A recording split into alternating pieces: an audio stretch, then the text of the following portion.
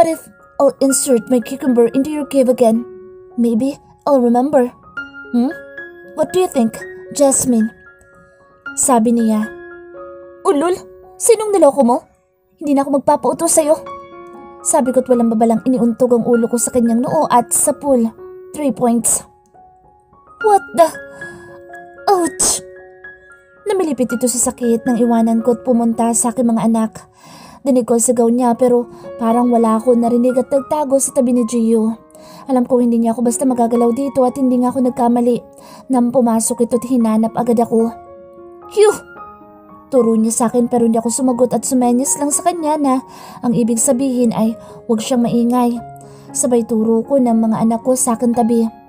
Wala siyang nagawa at pumunta na lamang sa kung saan. Lihim ako napapangiti at nais sumigaw ng yes. Kung hindi lamang dahil sa mga anak ko, baka nagsisigaw na ako sa tuwa. Pero muntik na ako kanina. Mabuti na lang at hindi lumabas ang malantod kong katauhan na gustong gusto si Caleb. Pagbalik nito ay may kung ano ng benda ang nakalagay sa kanyang noo. Saka ito umupo sa mahabang mesa at tumingin sa akin ng nakasimangot. Ano, ha? Panghahamon ko sa kanya at nagpipigil na tumawa. Lumabas ka na. Mahinang utos ko sa kanya ngunit umiling lang ito't balak pa yata akong bantayan. Paano na akong tatayo nito kung nandyan lang siya? Gusto ko pa sanang pumunta sa palikuran at naiihi na din ako. Pero baka gantihan niya ako kaya nagtiis na lamang ako. Matapos ang 1 oras kong pagtitiis ay sa wakas nakita ko na din siyang nakapikit. Kaya dahan-dahan akong bumangon at lumapit sa kanya. Inilapit ko pa ang aking mga kamay para siguraduhin kung kukurap ba siya o hindi. Kaya napatunayan kong tulog na nga ito. Dahan-dahan kong binuksan ang malatang dala namin upang kumuha ng damit pamalit at makikiligo na lang ako sa banyo ni Doc Ricky. Pagkakuha ko'y may pag-iingat akong pumasok sa banyo at isasara na sana nang biglang may kamay na humarang.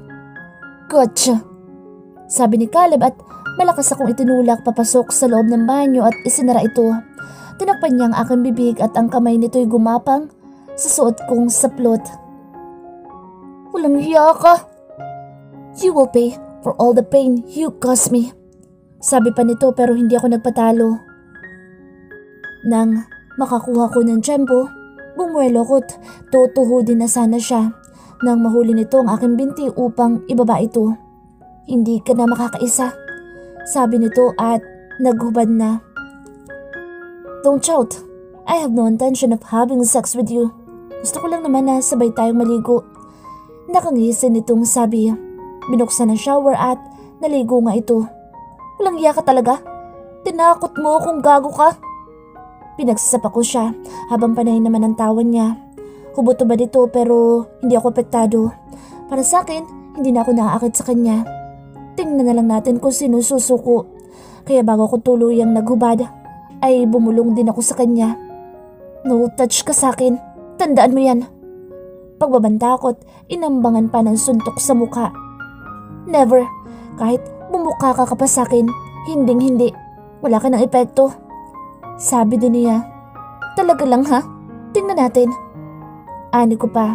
Kaya hinubad ko na rin ang lahat ng saplot ko sa katawan at itinulak siya upang ako naman ang maligo. Nasa likod ko lang siya at wala akong pakialam sa kanya. Pinilit ko ring iwas sa mga mata sa nakasaludo nito. Sabi, wala daw akong epekto sa kanya. Hutot niya. Sarap sapakin sa muka. Tahimik lang siya sa likod ko at ako naman ay nagsabon na lang ng mabilis.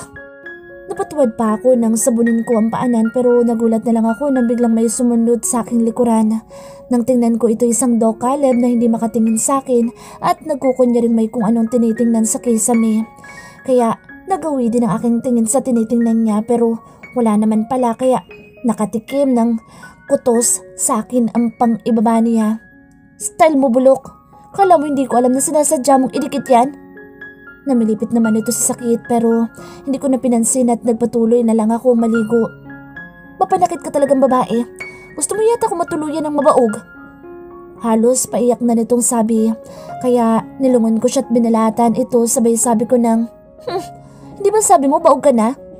Kabuisit na lalakan to. Hindi na ito nagsalita kaya nagpatuloy na ako sa pagbanlaw. Nang matapos ako siya naman ang pumalit at naligo. Pumunta ako sa tuyong bahagi ng banyo para magbihis. Kaya lang nang hanapin ko ang isa kong bra na tig 25 ang presyo, hindi ko ito makita. Mukhang hindi ko pa yata nadala. Kausap ko sa akin sarili. Dadalawang piraso na nga lang ito, inaiwan pa ang isa. Kaya wala akong nagawa kung hindi gamitin muli ang suot ko kanina. Kahit amoy panis na gatas na ito. Caleb! Tawag ko sa kanya. What? Irritable naman niyang tanong. Kakapalan ko na ang aking muka. Kailangan ko ng tulong niya pero uunahin ko muna ang mahalagang bagay, gaya ng panloob. Ibili mo ako ng bra, kahit yung tig 25 lang. O kaya naman samahan mo ako. Saan ba nakakabili ng mga yun? May pera naman akong barya, kaya pera pa rin naman iyon. What? A bra? And what's 25? Tanong nito nang matapos at may tapis na rin na tuwalya. 25 hindi mo alam? Sa Englishing, ang 25 ay 25 pesos. Kaya gusto kong bumili ng bra na tig 25 pesos. Gets mo na? Kunot noo lang ito na parang pinoproseso sa utak ang sinabi ko. Bahala ka nga dyan, lalabas na ako. Lumabas ako at sumunod naman ito sa akin. Ngunit isang tikhim at hagikik ng anak kong si Jaya ang bumungad sa amin paglabas. Muntik na ako magtawag ng maintenance. Akala ko sira ang pinto ng banyo. Si Doc Ricky, na tila ba inaasar pa kaming dalawa. Dude, it's not what you think. Naligo lang talaga kami ng sabay. Depensa ni Caleb sa kaibigan at kumuha ng pares ng damit sa aparador na akala ko'y simpleng dingding lang. Yan kasing kaibigan mo, sasabay-sabay pa. Gusto lang makascore. Kala niya. Sabi ko din bago lumapit sa anak ko si Gio na may hawak na gatas sa feeding bottle. Thank you, Doc Ricky. Mabuti ka pa kesa sa isa dyan. Sabi ko sabay irap ng tingin kay Caleb. Daddy! Boses ni Jaya. Kaya nang lumingon muli ako'y karga-karga na niya si Jaya na hinahaplos ang kanyang ama sa buhok. May kung ano na naman ang kumurot sa puso ko. Bata pa ang mga anak ko, kaya paano kung may paliliwanag na ayaw silang tanggapin ang kanilang ama bilang anak? Tapos na ba kayo? We have to go. Tawag atensyon ni Caleb sa akin kaya inayos ko ang aming daladala at pinuhat si Gio. Nang matapos ito, uminom ng gatas. Salamat sa pagpapatuloy mo sa aming mag-iina dito sa napakaganda mong tahanan, Doc Ricky. Sana matagpuan mo na ang babaeng hinahanap mo. Sincero kong pasasalamat sa kaibigan ni Caleb na si Ricky. No worries, basta para sa mga kaibigan ko. Sagot niya. Lumabas kami at dumaan sa private elevator. Ayon kay Caleb, karga ko si Gio at siya naman si Jaya habang hila-hila nito ang maletang dala namin. Para kaming isang buong pamilya kung titingnan. At ang hindi matatawaran na nagpapadurog at saya sa puso ko'y ang makita ang saya sa aking anak na si Jaya habang kasama at karga-karga siya ng kanyang ama. Maliit pa si Gio kaya wala pang alam, pero nakikita ko rin sa mga mata nito ang kislap kapag kukulitin siya ni Caleb at hahalikan sa noo. Hindi ko tuloy maiwasan na mas lalong mainis at masaktan. Bakit kailangan pa niya magpakita ng interes sa mga anak ko? Naging tahimik ako sa biyahe at hindi na nakisali pa sa kanila. Nasa likuran kaming mag-ina at hindi ko alam kung saan kami patungo. Malayo-layo na din ang tinatahak ng sasakyan niya. Matapos ang isang oras ay sa wakas, huminto na din ang sasakyan niya sa isang malaking bahay o sabihin na nating mansyon. Sinalubong agad kami ng mga di-uniformeng mga katulong na nakahilera upang magbigay galang. Maligayang pagbabalik, Young Master Caleb. Salubong at bigay galang ng matandang lalaki kay Caleb nang makababa kami. Tumingin din ito sa akin at kinagagalak po namin kayong makilala. Miss Jasmine. At gayon din ang sinabi ng mga nakahilarang mga babae at nagbigay galang din sa amin habang nakayuko. Kaya napaisip ako't bumulong kay Caleb. Caleb, bakit ganyan sila? Prinsipe ka ba ng kahariang ito? Ngumisi lang ito at hindi ako sinagot. Abuela! Salip ay sabi niya sa matandang babae na ubod ng ganda. Aakalain mong si Imelda Marcos ito, sa ayos ng kanyang buhok at pananamit. Kumukurap-kurap lang ako habang nakatingin sa kanilang dalawa. Hinalikan kasi ni Caleb ang abuela niya sa noo. Apo ko, miss na miss ka na ni Lola. Sila na ba ang mga apo ko? At siya ba ang maswerteng babae na nagbigay sa akin ng mga apo? Tukoy nito sa akin at hinila akong papasok. Gulong-gulo ako sa nangyayari. Ano ba talaga? Akala ko'y walang pakialam sa amin si Caleb. Pero bakit? Kilala na nila ako at ang mga anak ko. Ang dami kong mga tanong at kailangan na matinding paliwanag ni Caleb. Gosh, papapaspo $1 na naman ako nito. Ani ko sa sarili habang awang ang bibig ko. At hindi maintindihan ang iba pang sinasabi ng lola ni Caleb na may English accent. Kaya mas lalo tuloy akong na-nosebleed nito. Iha, how old are you? Abala ang mga mata ko sa simpleng pagkilatis ng loob ng mansyon nila Caleb. Awang ang labi ko sa magarbong kagamitan na tanging sa palabas ko lang nakikita. Matayog na hagdanan kung saan kasya ang 10 katao na aakyat ng sabay-sabay. Ganoon kaliteral ang lawak ng hagdanan pa lang. At ang mga palamuting ilaw na nakasabit lamang sa mataas na bahay na gaya nito. Bago ko lang din nalaman ang tawag dito. Kung hindi pa itinuro sa akin ng anak kong si Jaya, ay hindi ko malalaman na ito pala yung chandelier. Ay, bilat mo! Natutup ko ang bibig ko dahil sa aking sinabi. Nakasanayan ko sa mga salitang iyon kapag ako'y nagugulat. Pasensya na po, madam. Hingi kong pasensya habang pinapalo ang aking bibig gamit ang aking kamay. Masyado talagang matabil ang dila ko kung minsan. Nakayuko lamang ako tinihintay na makatikim ng sampal, gaya ng napapanood ko sa pelikula at telebisyon. Pero nangawit na lang ako sa kakayuko ay wala pa rin ako natanggap na sampal. Kung hindi lamang ako tinawag ni Caleb ay hindi ko malalaman na wala na pala sila sa aking harapan. Jasmine, what are you doing? Come on, let's eat. Mukha na pala akong tanga sa kakayuko. Kaya pala nang tingnan ko mga kasambahay nilang mukha mga kambal dahil sa mga suot ay nagpipigil lang ng tawa. Dahil nakatanga lang ako ay nilapitan na ako ni Caleb at hinawakan sa kamay. Parang ano tong si Caleb? Kinikilig na sabi ng malantod kong nagtatago at unti-unti na namang lumalabas. Paniguradong ipapahamak na naman ako nito. Ang dami pa namin pasikot-sikot na dinaanan bago namin narating ang hapagkainan ng mga hari at prinsesa. Yun bang ang lalayo ng pagitan nila? Kinakailangan mo pang gumamit ng mikropono para marinig mo ang kausap. Iha, I'm sorry. What did you say? Hindi ko kasi narinig dahil sa mga apo ko. At nandun na nga si Jaya at si Gio na may kanya-kanya ng mga taga-subo. Sa madaling salita, may instant yaya na sila agad-agad. Nothing po. Don't mind me because I don't mind you. Nakangiti ko sagot na siyang kinontra agad ni Caleb. Abuela, what she means was... Naputo na sasabihin ni Caleb sa lola niya nang tumawa ito ng malakas. Pero unsosyal pa rin nitong tingnan. Kaya napagtanto ko na iba ang tawa ng mga jologs at sosyal na gaya ni Abuela. Ikaw talaga, tama naman ang sinabi ko. Sabi ko kay Caleb at hinampas ng bahagi ang kanyang braso. Ngunit ako lang yata ang nasaktan dahil matigas ito. Take a seat, Iha. You made our day together with these 2 angels. Thank you for bringing out our heir and heiress to the family. Pangiti-ngiti lang ako nang maupo pero naglo-loading sa isip ko ang sinabi niyang heir. Nagtataka ako kung bakit siya nagpapasalamat sa pagdadala ko ng buhok. Kaya hinila ko si Caleb at bumulong. Hindi na ako nakatiis. Ano bang ibig sabihin ng lola mo? Hair? Buhok yun hindi ba?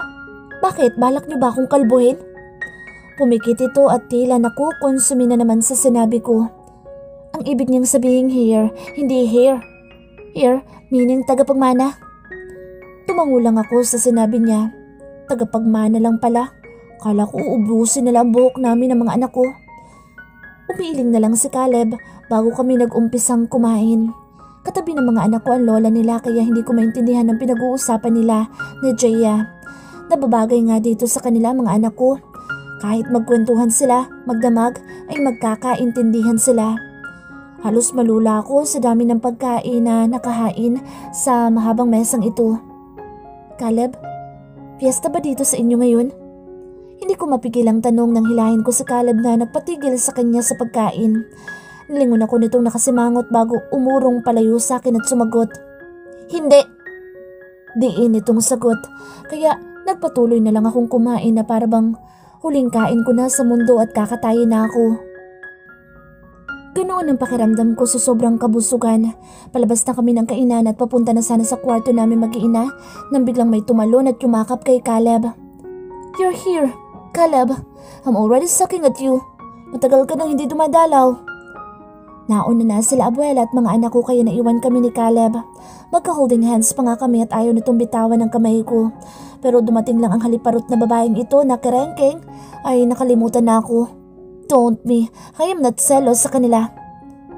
Carla, wait, I'm with someone. Pigil ni Caleb sa babaeng mapula ang hasang. Ang buhok pala. Who? Panay ang lingon nito sa akin likuran bago magawi ang tingin sa akin. Aba, inirapan niya ako. Nakita ko yun. Pigilan niyo ako. Kausap ko pa sa akin sarili upang pigilan ako.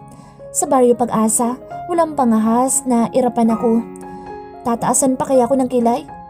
Kaya tumayo ako ng tuwid at pinilit na mapantayan ang laki ng suso niya at tangkad. Pero talo talaga ako sa bagay na yun. Pero dahil ako si Jasmine at hindi pa pinapanganak ang makakapikon at inis sa akin. Kung saan ka nakatingin, bulag ka ba? Ako ang tinutukoy niya. Dahil sa inis ko hinila kong palapit sa Caleb sa akin at pilit na pinaalis sa harapan niya. Halika na Caleb, pag-uusapan pa natin ang tungkol sa mga anak natin. Diniinan ko ang salitang anak para matigil na ang babaeng ito. Carla, let's talk some other time, okay? Sabi ni Caleb sa babae kaya pasimple kong inilabas ang dila ko para lamang inisin siya. Bakit ba? Tatay si Caleb ng mga anak ko at ayaw ko makita siya ng mga anak niya na may kalampungan na ibang babae. Yun lang yun, wala nang iba.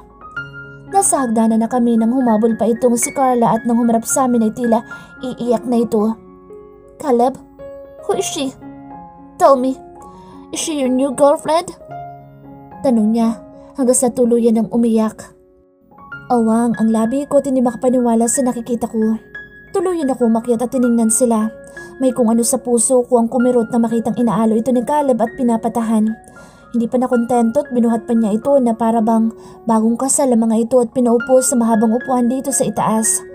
Nakatingin lamang ako sa kanila at hinihintay ang sasabihin ni Caleb. Shh! Stop crying. She's Jasmine and she's not my girlfriend but... Hindi natuloy ni Caleb ang sasabihin nang niyakap siya ni Carla ng mahigpit. Thank you, Caleb. I thought you would break your promises. Saka ko pa lamang naalala ang itsura ng babae. Naalala ko na siya ang babae na nakita kong pakakasalan niya. Kaya umalis na lamang ako nang makita ko kung saan lumabas ang mga yaya ng mga anak ko. E di kayo na. Basta akin ang mga anak ko. Hindi ko naman kailangan si Caleb. Sabi ko at kinumbinsi ang sarili nang makapasok ako sa pinto kung saan nadatnan ko mga anak kong natutulog na sa malawak na higaan. Gabi na rin naman kaya humiga na lamang ako sa tabi nila at matutulog. Bago pumikit ay nag-isip muna ako kung bakit nga ba kami napunta dito. Pumunta ka dito para sa mga anak mo at hindi para sa'yo. Kaya tumigil ka na, Jasmine. Sabay ko sa akin sarili habang hinahaplos ang aking dibdib. Tila naninikip kasi ito dahil lamang sa nalaman ko. Ipinikit ko na lamang ang mga mata at nakatulog na rin kaagad.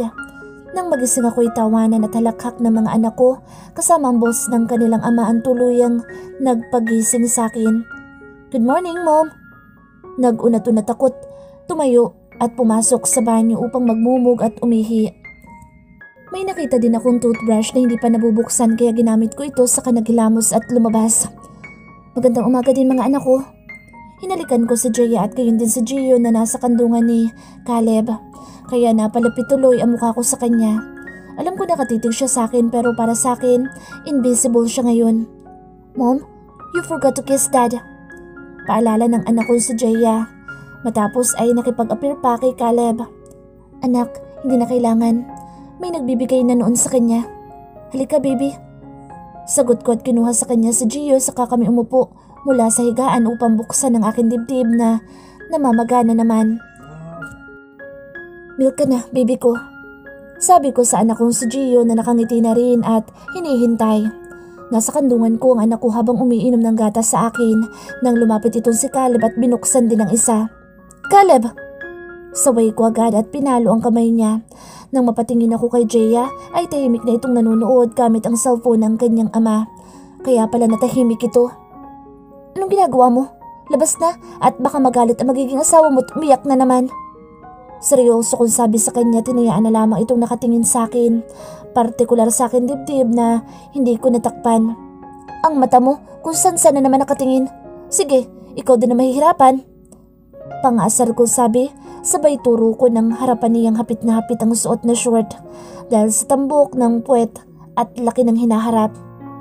Bilisan mo na dyan. Sasalubungin natin ang mga magulang ko. Sabi nito at lumabas. Parating na mga kamahalan, ang hari at reyna. Kausap ko sa akin sarili. Maya-maya'y pumasok ang dalawang mga kasambahay at mga yaya ng mga anak ko upang kunin sila sa akin. Kami na po ang bahala sa kanila, senyorita. Kailangan nyo na daw pong maghanda. Hinila ako ng dalawa papasok sa loob ng banyo at inutusang maghubad. Ano ba? Kaya kong maligo mag-isa?